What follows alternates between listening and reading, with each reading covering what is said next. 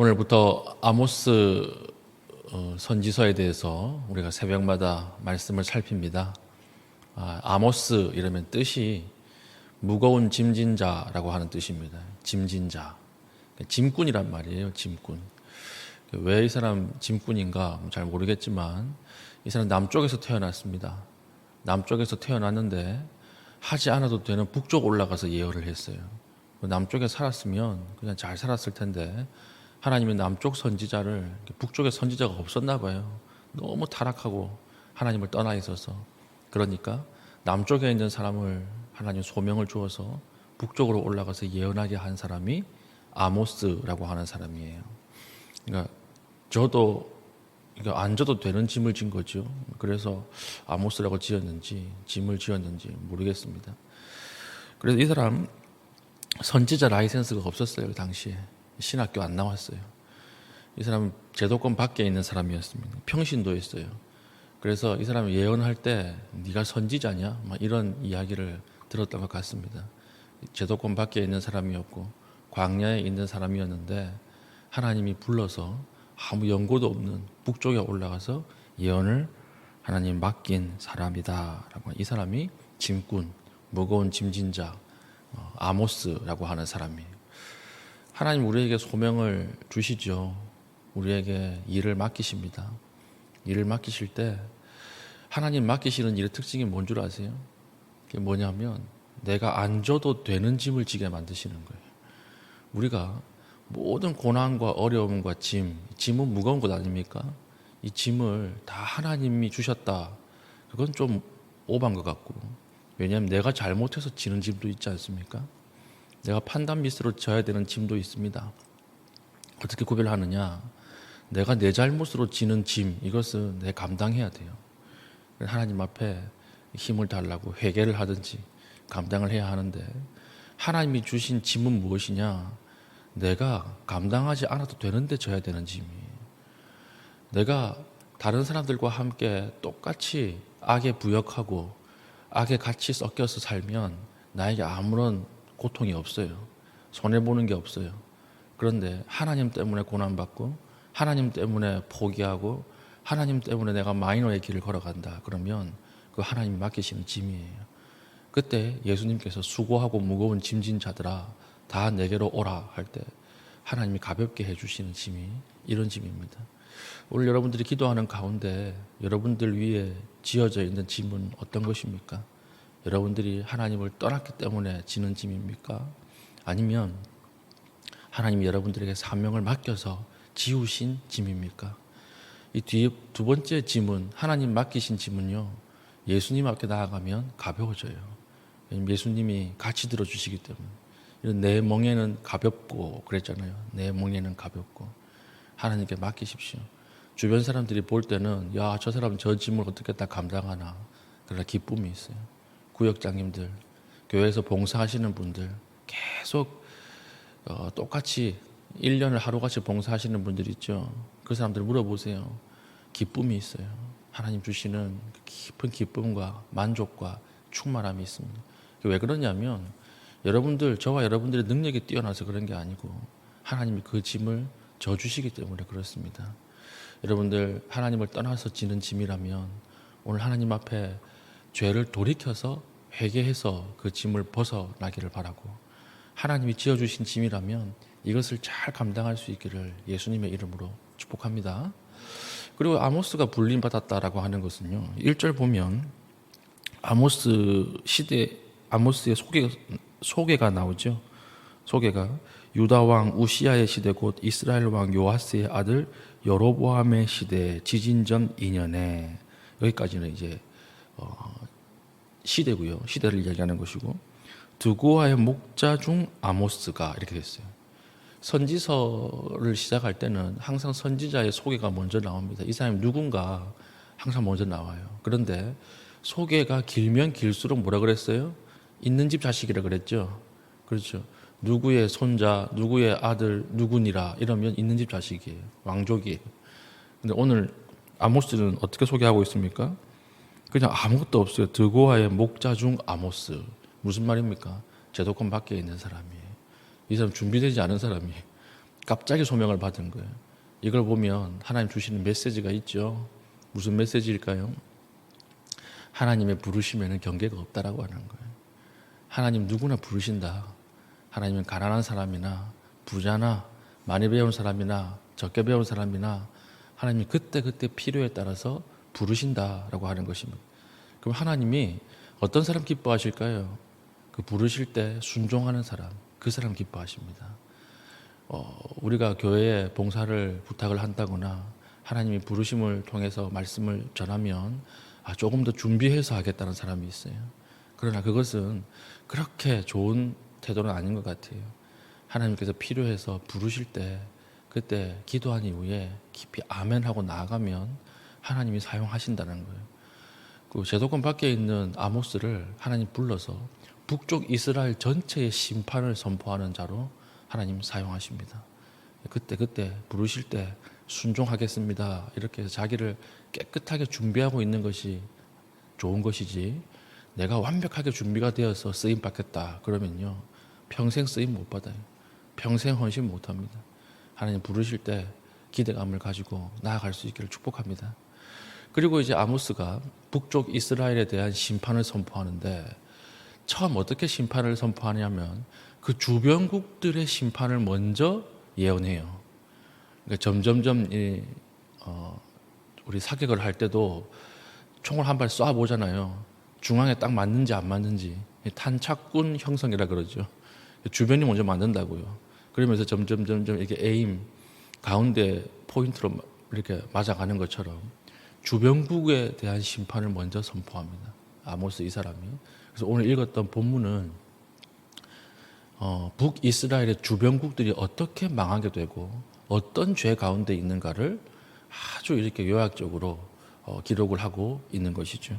총 오늘 우리 읽었던 본문에는 5개 국가의 죄가 기록되어 있는데요. 첫 번째는 다메섹의 죄예요. 다메섹의 죄. 3절부터 다메섹의 죄, 아람입니다. 아람. 주변국 아람의 죄가 어떤 것이었나? 3절 보십시오.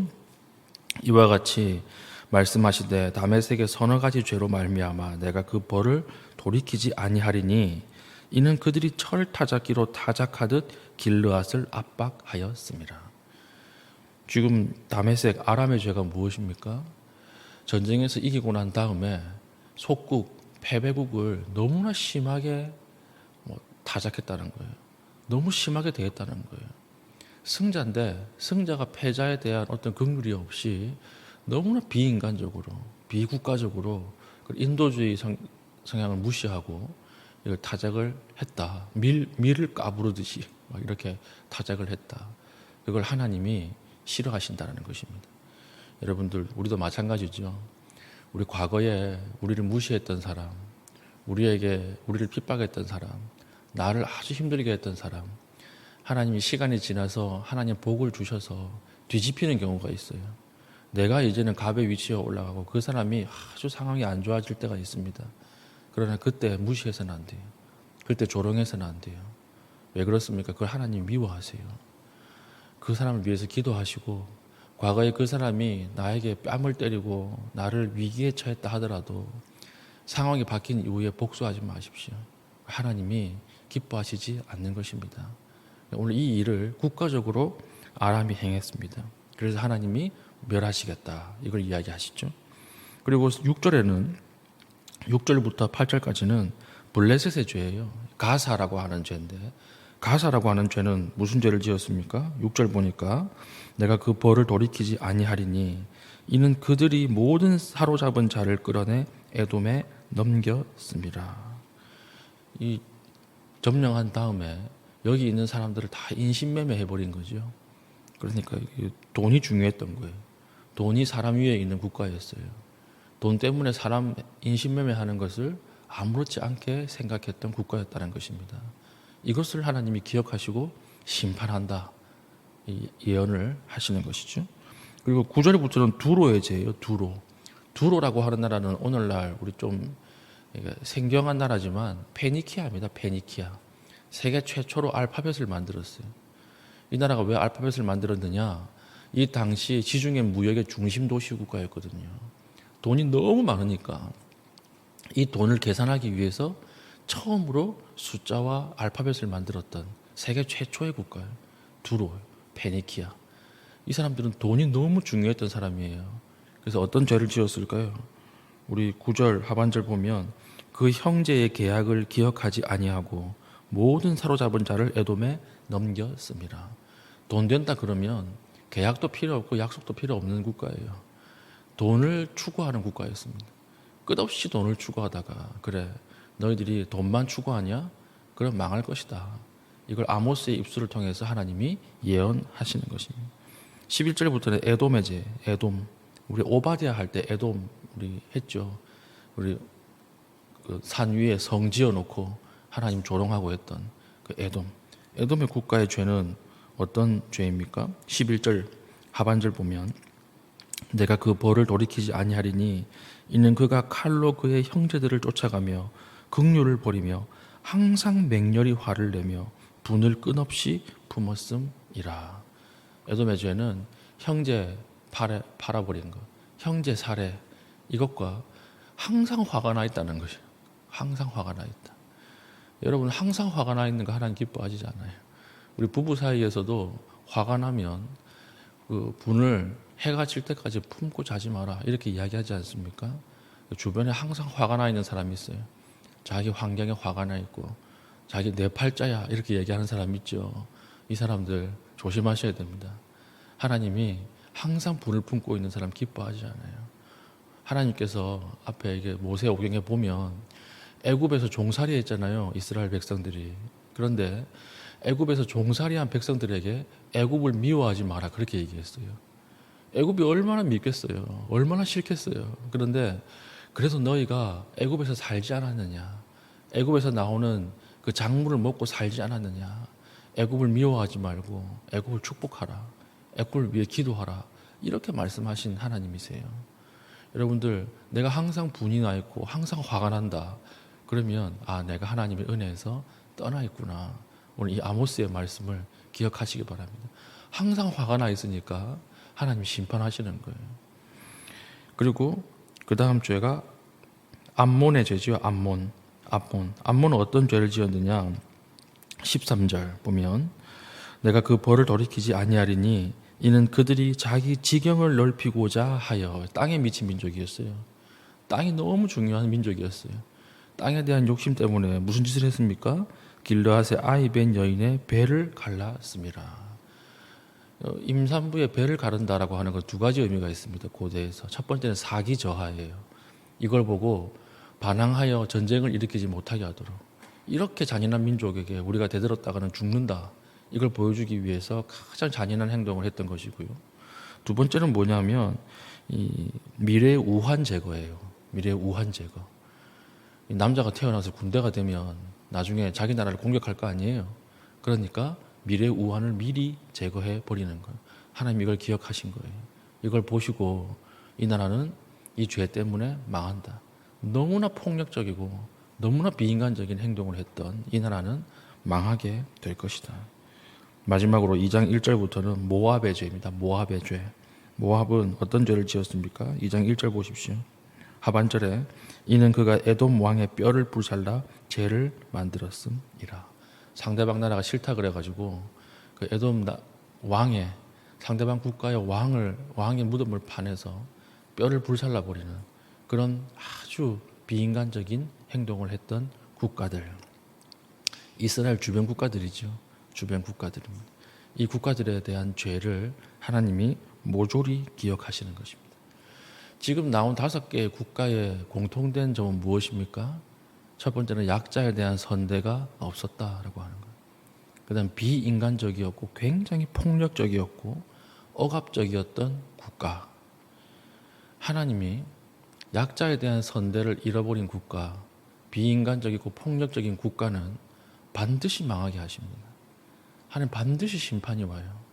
그러면 오늘 이 땅과 우리 주변국들을 바라볼 때 하나님의 형상인 인간을 짓밟고 인권을 무시하고 폭력적이고 억압적이고 철저하게 유린하는 국가는 망하는 것입니다. 우리나라는 어떻습니까? 이걸 말씀에 빗대어서 우리가 회개하고 기도해야 할 것입니다. 우리 얼마나 하나님의 형상의 사람을 사랑하는가, 이웃을 사랑하는가, 제도적으로 국가적으로 이들을 보호하는가, 사회 안전망 시설이 충분한가. 그렇지 않으면 하나님의 심판이 온다라고 하는 것입니다.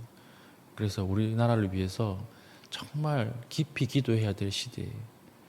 오늘 새벽에, 오늘 또 마침 본문이 이 본문인데, 새벽에 갑자기 계엄령이 선포가 됐죠. 지금 나라가 굉장히 큰 위기 가운데 들어갔습니다. 국무회의를 통해서 계엄령이 해제가 이제 될 걸로 알고 있는데, 그러나 이 뒤엔 후폭풍은 엄청날 거예요. 이 나라를 위해서 기도해야 될 때입니다. 나라를 위해서 하나님, 우리나라가 폭력이 아니라 하나님에 대한 사랑, 연합, 온전함, 은혜로 채워달라고. 이 국가가 전 세계에서 유례 없이 하나님 앞에 부흥성장을 맛보았던 국가 아닙니까?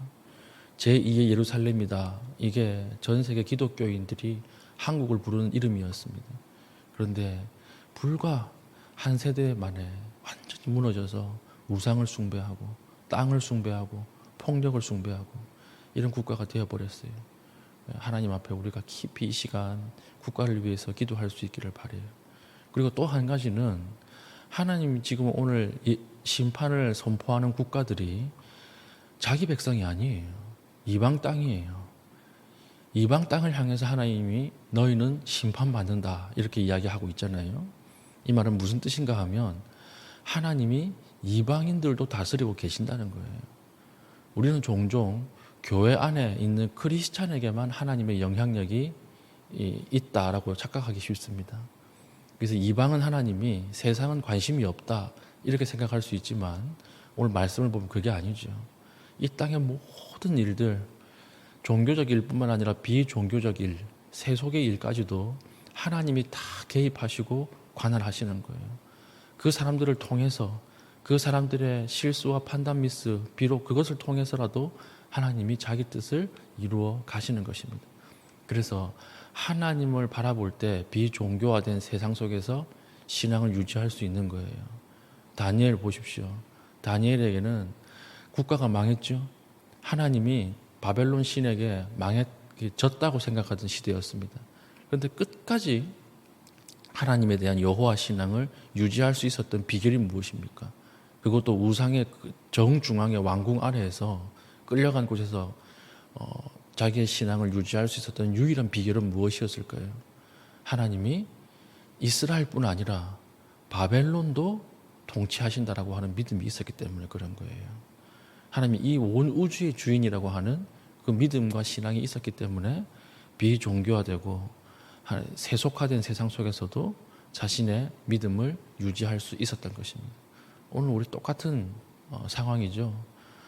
이 땅에 일어나는 모든 일들, 그리고 나에게 일어난 일들을 보면서 내 가운데 믿지 않는 사람들의 영향력, 안 믿는 사람들의 계략, 안 믿는 사람들의 함정에 빠져서 내가 고난당하고 힘들더라도 하나님께서 오늘 이 말씀을 통해서 우리를 위로하십니다. 그들의 계략과 그들의 함정도 하나님의 뜻 아래에 있는 거예요. 그리고 하나님을 바라보시고 끝까지 하나님 말씀을 지키시고 우리가 순수하게 순결하게 하나님 앞에 나아갈 수 있는 귀한 믿음의 종 될 수 있기를 예수님의 이름으로 축복합니다. 아멘. 오늘 이 시간 기도하겠습니다. 오늘 아모스 말씀을 통해서 하나님 말씀하신 약자에 대한 하나님의 선대를 실현할 수 있게 하시고 하나님 이웃에 대해서 불쌍하고 긍휼히 여기는 마음을 허락하여 주시고 이 나라와 국가를 하나님께서 보호하여 주시옵소서. 또 모두 하나님의 계획하시고 진행하는 그 아래에 있음을 고백합니다. 하나님 여전히 하나님을 바라보게 하시고 신앙에 대한 눈길들을 하나님께서 지켜주시고 보호해달라고 우리 합심하여 기도하신 이후에 개인적인 기도의 제목을 가지고 기도하시고 자유롭게 돌아가시겠습니다.